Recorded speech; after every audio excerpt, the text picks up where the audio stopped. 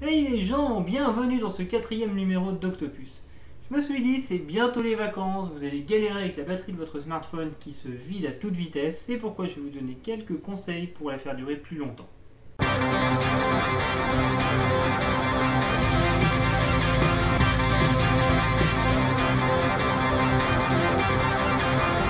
je vais classer mes conseils dans 3 catégories. Premièrement, ce que vous pouvez appliquer quel que soit votre ROM. Ensuite, qui demande d'avoir au moins une ROM routée.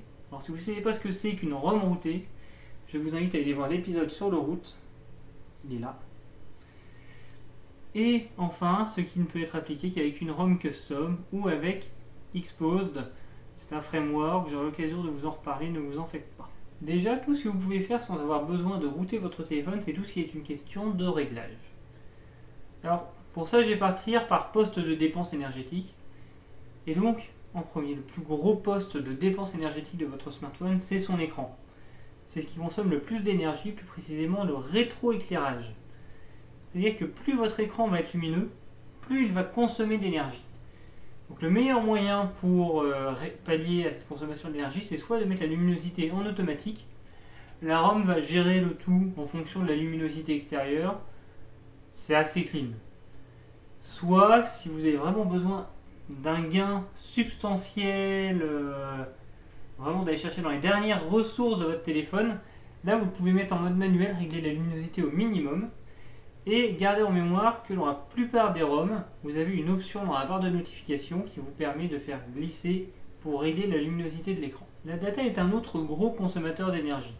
Et pour régler ça, vous allez devoir toucher au réglage de synchronisation des comptes, notamment augmenter l'intervalle de synchronisation, c'est-à-dire le temps qui va se passer entre deux vérifications d'email ou de messages sur les réseaux sociaux.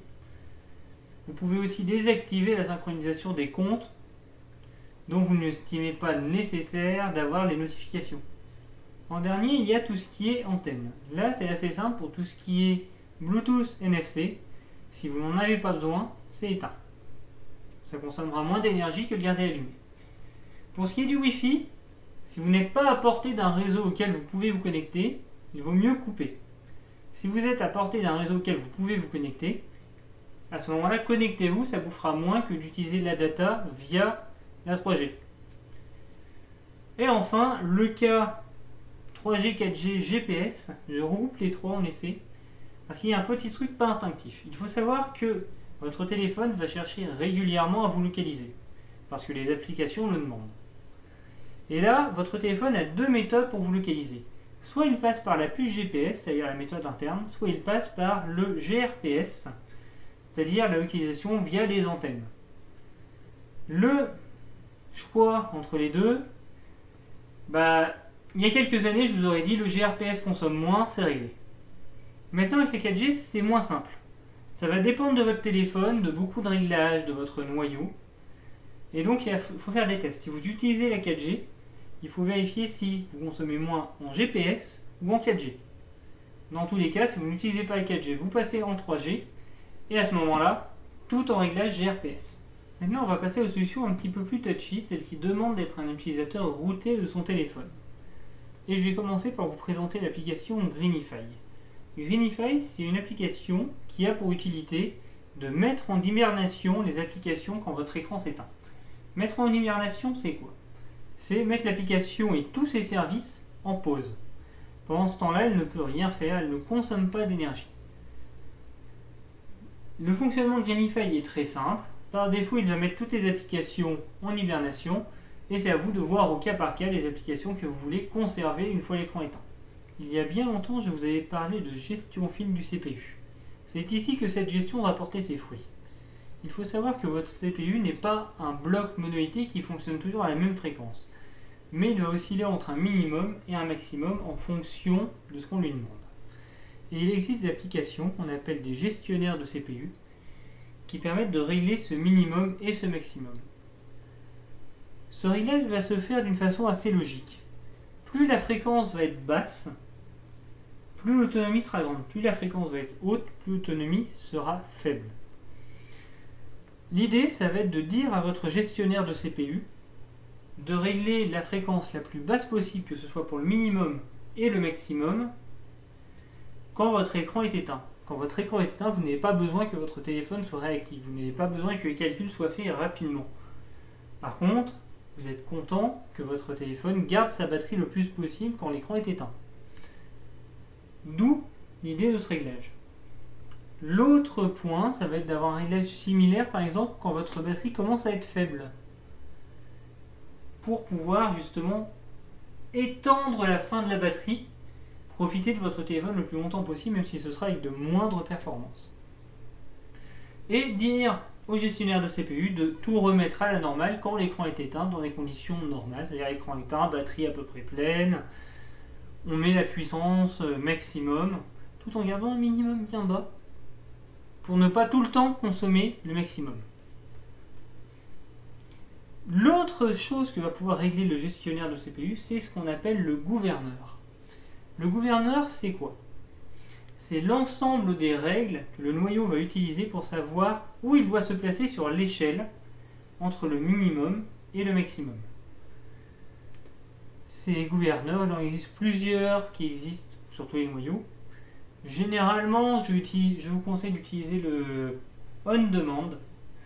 C'est celui qui va aller chercher la puissance quand il y en a besoin.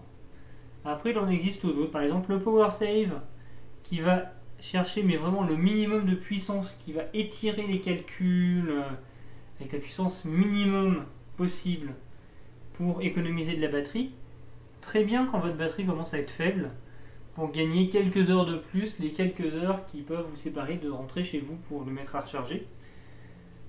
Après, vous pouvez aussi utiliser le performance pour quand vous jouez. Alors, par contre, là, votre batterie va descendre à la vitesse de la lumière avec un gouverneur comme ça. Et il y a un autre petit gouverneur que le gestionnaire de CPU peut gérer, c'est le gouverneur d'entrée-sortie. Alors, il fait exactement la même chose, mais pour la gestion des fichiers. C'est-à-dire qu'il va dire au bout de combien de temps j'écris les fichiers, je valide le cache mémoire. Tout ça pour économiser de la batterie. Alors là, c'est un peu moins substantiel que la gestion de la puissance du CPU, mais ça peut quand même être notable sur une utilisation d'une journée. A savoir que, pour ce gouverneur-là, je préconise d'expérience soit de se mettre en SIO, soit de se mettre en CFQ.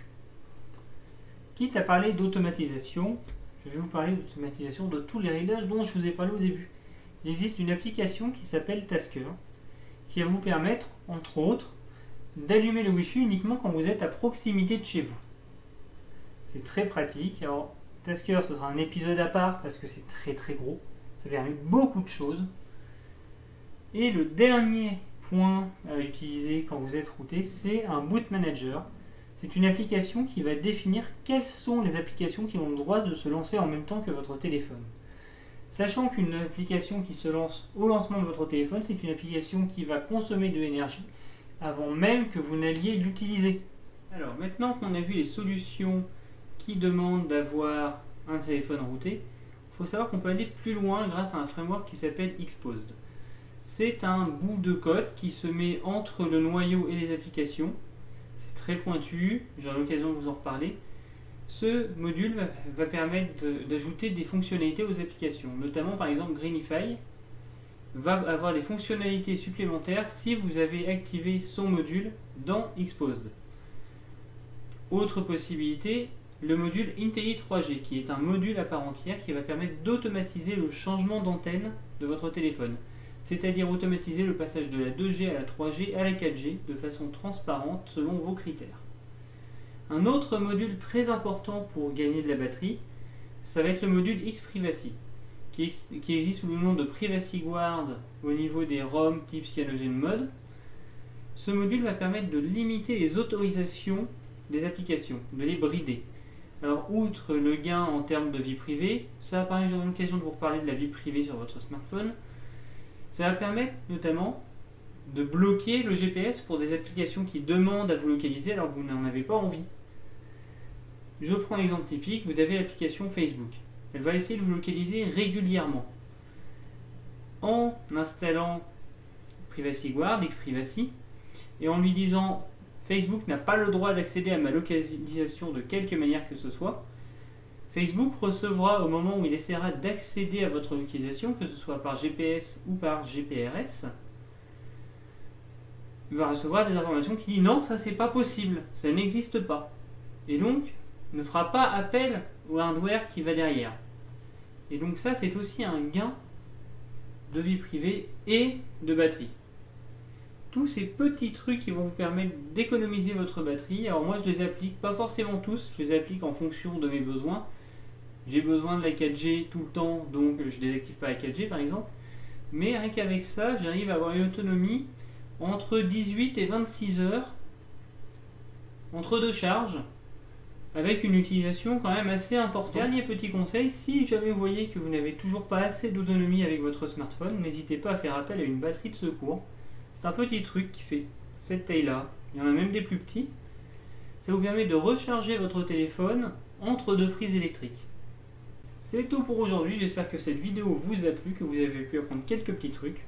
Si c'est le cas, n'hésitez pas à cliquer sur le petit bouton j'aime, à partager cette vidéo le plus possible. Vous pouvez me retrouver sur les réseaux sociaux pour avoir des nouvelles des prochains épisodes d'Octopus. Et merci à tous les tipeurs pour votre soutien. Gros bisous et à bientôt pour un nouvel épisode d'Octopus.